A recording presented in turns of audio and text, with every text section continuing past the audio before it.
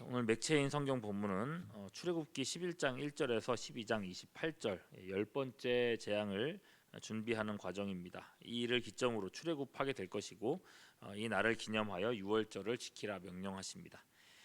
누가복음 14장은 예수께서 안식일에 수종병 든 사람을 고치시며 천국 잔치의 자리로 자기 백성을 초청하시는 내용입니다.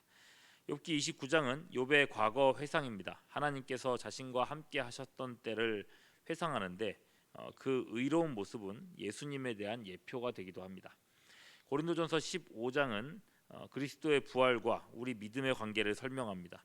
부활이 없으면 믿음도 헛것이고 우리의 구원도 없을 것이라 말씀하고 있습니다. 오늘도 말씀 읽기를 통해서 큰 은혜를 누리시기 바랍니다. 하루아침에 모든 재산 소유와 또 7 아들과 3 딸을 잃은 욥입니다. 그것도 모자라 발바닥에서 정수리까지 온 몸에 종기가 나서 질그릇 조각으로, 예전 성경 표현대로라면은 그 기왓장으로, 넓은 기왓장 있죠? 그걸로 몸을 막 긁어대야 했던, 그렇게 해서도 해결이 안 됐던 그런 고통을 받는 욥입니다. 이런 고통 중에 소중한 친구라는 사람들이 위로한다고 먼 곳에서부터 왔어요. 와가지고서는 오히려 욥을 정죄했고 그 말들에 대해서 고통스러운 논쟁을 아주 긴 시간 동안 해왔습니다. 이제 새 친구들과의 논쟁은 끝이 났습니다. 그리고 이제 29장에서 31장까지, 오늘 말씀부터 31장까지 이 세 장을 통해서 욥은 자신의 마지막 이야기를 시작합니다. 여기서는 이제 논쟁이 아니라 독백이고 더 이상 친구들의 어떤 인정에 매달리지 않는 막 진심을 토로하죠. 가장 먼저 오늘 본문 29장에서 욥은 고난을 받기 이전에 좋았던 시절, 그 영광을 이제 회상하고 있습니다. 고난이 오기 전에 욥은 어떤 모습이었는가? 2절 보시면은 하나님이 보호하시던 때라고 돼 있고요. 3절에서는 그의 등불이 내 머리에 빛이었도다. 그 다음에 4절 하나님이 내 장막에 기름을 발라주셨다. 그리고 5절에서는 전능자가 아직도 나와 함께 계셨다, 이렇게 얘기를 했어요. 보면은 하나님 쪽에서 욥과 함께 하셨던 이런 얘기들이에요. 욥이 하나님 앞에서 인정받을 만한 행동을 했다는 얘기가 하나도 없다는 말입니다. 내가 어떤 선을 행했고 내가 이웃을 도와주었고 어떤 노력을 했다, 그런 이야기들이 없어요. 오히려 하나님 쪽에서 욥을 일방적으로 보호하셨고 빛을 비추셨고 장막에 기름을 발라주셨고 함께 하셨다라고 고백하고 있는 겁니다. 그러니까 욥이 자신이 의롭다고 말하는 토대, 기초가 여기에 있는 겁니다. 욥이 당대에 수많은 의로운 행동을 했고 사람들에게 인정을 받았었지만 그럼에도 불구하고 욥의 의는 자기 선행의 의가 아니라 처음부터 하나님의 의이고 하나님의 호의였다는 겁니다. 그래서 보면요, 자기가 누린 재물을 이야기하는데 그 재물조차도 은혜 아닌 게 없었다고 말을 해요. 자, 그 재물의 부유함의 규모를 말하는데 욥이 얼마나 그때 부유했는지 6절에 보면요, 젖으로 내 발자취를 씻었다, 이렇게 얘기했습니다. 이 우유로 발을 씻었다는 얘기예요. 내가 이만큼 부자였다고 얘기를 하는 건데 뭐 현대의 우리 시대의 상황을 생각하면 뭐 요즘에는 우유로 뭐 목욕도 하는 사람도 있지 않습니까? 근데 뭐 우유로 발을 씻는다는 게 뭐 그렇게 대단한가? 그렇게 부자 같은 생각을 안 든다 싶을지도 모르겠어요. 근데 다만 이 우유는 집에서 짠 일반적인 그런 우유가 아니라 아라비아와 아프리카를 오가는 그 이동 상인에게 구할 수 있는 특별한 그런 우유였다고 합니다. 그럼 좀 얘기가 달라지겠죠? 상인들이 파는 이 물품들은 일반인들은 구할 수조차 없는 아주 진귀하고 값비싼 것들이었다고 합니다. 이만큼이나 어떤 귀한 젖 우유로 먹는 게 아니라 발을 씻었다는 거죠.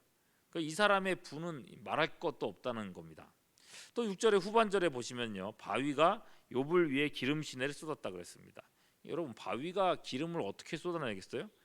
이 얘기는요, 돌 사이에서 올리브 기름을 압착을 해서 기름이 이렇게 나오는 그런 자연산 기름을 얘기하는 겁니다. 근데 여러분 그 자연산 기름이라는 게 이렇게 압착을 한다고 해서 얼마나 기름이 나오겠어요, 그죠? 근데 그 기름이 시냇물처럼 쏟아졌다고 얘기하는 것은 그만큼 그 많은 어떤 소유가 있었다는 것을 얘기하는 거예요. 그 당대 욥이 얼마나 부유했는지를 이 한 문장으로 딱 알 수 있는 거죠. 다만 우리가 이 29장 전체에서 주목해야 될 것은 욥의 과거 회상에서 좋았던 시절을 회상하는 이 부분에서 자신의 부유함에 대해서 얘기하는 것은 방금 읽었던 6절 단 한 절뿐이라는 겁니다. 이후의 내용들을 보시면은 욥이 과거에 영광으로 여겼던 것은 따로 있었던 걸 알 수 있습니다. 그저 잘 먹고 잘 살았던 옛날이 그립구나 이런 생각만 하고 있는 게 아니더라는 거죠. 물론 하나님 안에서 누리는 부유함도 뭐 소중했습니다. 욥에겐 더 중요한 영광이 있었어요. 7절 보시면은 욥이 나가서 성문에 이르기도 했다라고 얘기되어 있습니다. 성문은요 종종 재판의 장소가 되었습니다. 보아스가 룻을 위해서 기업을 물을 때에도 성문 앞에 나가서 한 것으로 되어 있죠. 이 재판 장소라는 거예요. 여기서 욥이 성문에 이르렀다라고 말하는 것은 그가 재판하는 사람이었음을 보여주는 겁니다. 그러니까 단지 부유하고 부자일 뿐만 아니라 이 자신의 지역에서 존경받는 사람들이 우리의 일을 판단해 주기를 원하는 존귀한 사람, 권세자 또는 재판자 이런 사람이었다는 거예요. 이런 욥이 성문에 등장하자 8절부터 10절에 보면요. 젊은이들은 숨고 노인들은 일어나고 유지들은 말을 삼가고 지도자들은 혀가 입천장에 붙을 정도로 말소리를 낮췄다라고 되어 있습니다. 사람들이 이렇게 태도를 보면요. 욥이 딱 등장하면 젊은이들이 막 숨어요. 그죠? 노인들이 막 벌떡 일어나요. 자기보다 나이 많은 사람들이 막 일어나가지고 오셨냐고 그래요. 자 이런 태도를 보면 욥이 좀 못된 사람이었나, 난폭한 사람이었나 그런 생각이 들기도 하죠. 왜 사람들이 숨지? 왜 말을 삼가지? 그러나 여러분 11절 보면요 그런 게 아닌 것 같습니다. 귀가 들은즉 나를 축복하고 눈이 본즉 나를 증언했다 그랬습니다. 사람들이 두려워서 숨고 무서워서 그런 게 아니라 폭군이라서 그런 게 아니라 욥을 존경하고 존중해서 그래서 스스로 자신을 낮춘 그런 표현이라는 거죠. 왜 그러냐? 욥이 이 성읍에서 공의를 행했기 때문인 것입니다. 그러면 어떤 의로운 일들을 했는가? 어떤 공의를 행했는가? 12절부터가 나와요. 부르짖는 빈민과 도와줄 자 없는 고아를 건졌다. 그 다음에 15절 맹인의 눈도 되고 다리 저는 사람의 발도 되었어요. 그 다음에 16절 빈궁한 자의 아버지도 되며 내가 모르는 사람의 송사도 돌보아 주었고요. 17절 불의한 자의 턱뼈를 부수고 노획한 물건을 그 이새에서 빼냈다고 이야기합니다. 엄청난 부와 권세를 가지고 부족할 게 없는 사람인데 그걸 가지고 사람들 위에 군림하지 않았다는 거예요. 어깨에 힘주고 다니지 않았어요.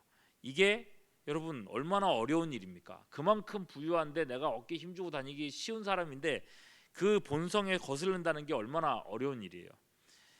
우리는 그렇지 않습니까? 조금만 남보다 높다 싶으면은 나이가 됐던 재산이 됐던 뭐 학력이 됐던 뭐가 됐던 내가 그 상대방보다 조금만 더 높은 게 있다 싶으면 그걸로 상대 앞에 그걸 가지고 과시하려고 드는 그런 어떤 본성이 있지 않습니까? 감히 내가 누군 줄 알고 이런 생각이 나도 모르게 막 생겨나요. 근데 욥은 안 그랬다는 겁니다. 오히려 그 엄청난 부와 재산을 가지고 있으면서도 바닥으로 내려갔다는 겁니다. 자신의 부와 권력을 올바르게 정의롭게 사용했다는 거예요. 사람들 보기에 막 의지가 되는 모습이었다는 거죠. 그래서 21절에서는 우리가 내 말을 듣고 희망을 걸었고 가르칠 때는 경청했다고 합니다. 23절에 그들은 비를 기다리듯 욥을 기다렸고 봄비를 맞이하듯 입을 벌렸습니다. 이 욥의 말 한마디 한마디가 이 무게감이 있었어요. 창세기예요.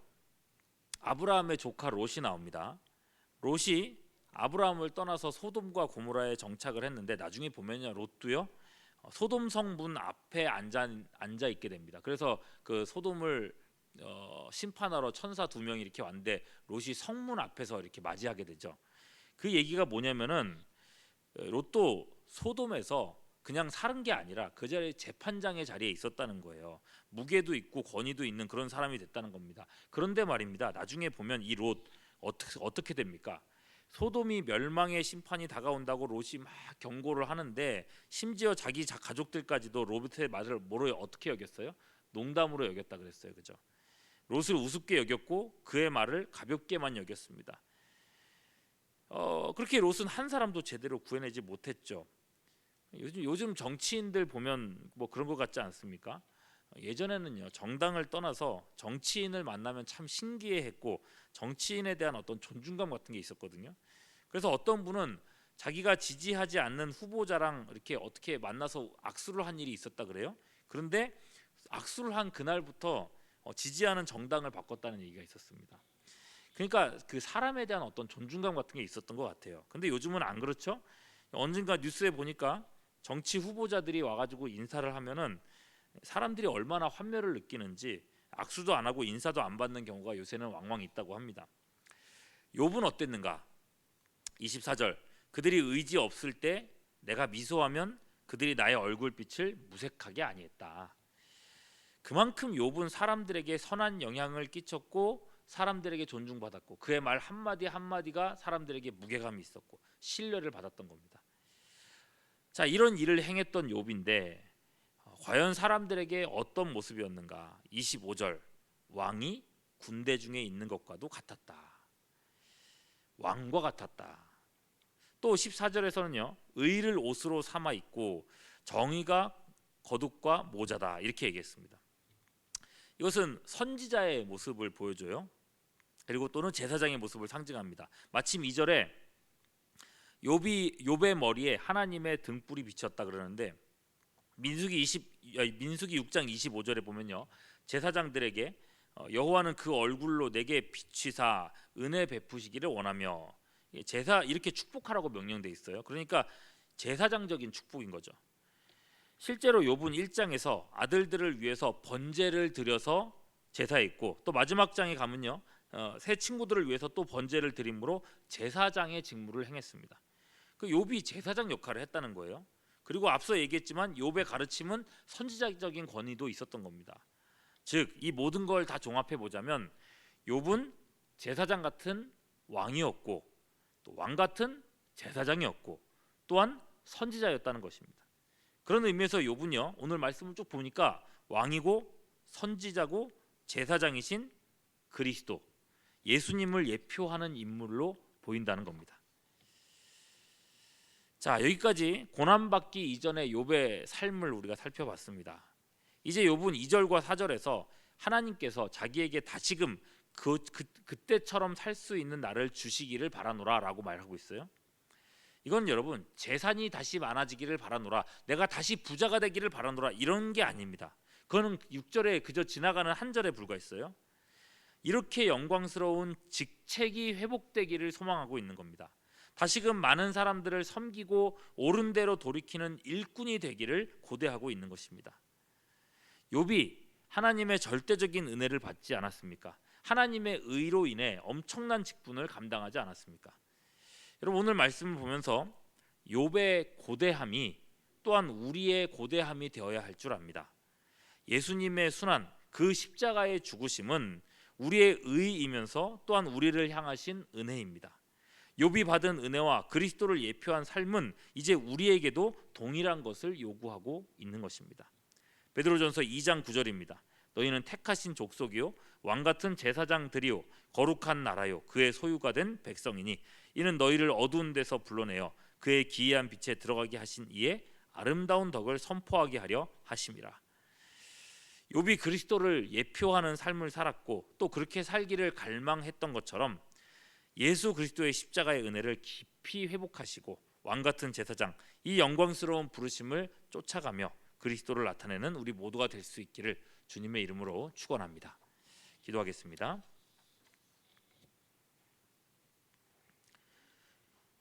욥이 고대했던 바 그리스도의 선함과 영광을 나타내는 그 삶을 우리가 살아드리기를 원합니다.